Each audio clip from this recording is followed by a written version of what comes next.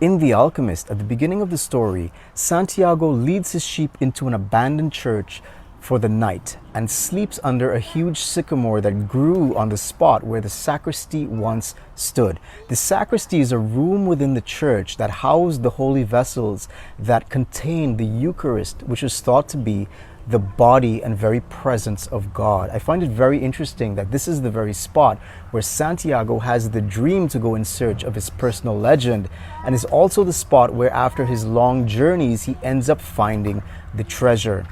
The divine within us is not only the origin of the will to go in search of our life purpose and our treasure, but the true treasure has always been with us from the beginning of our stories.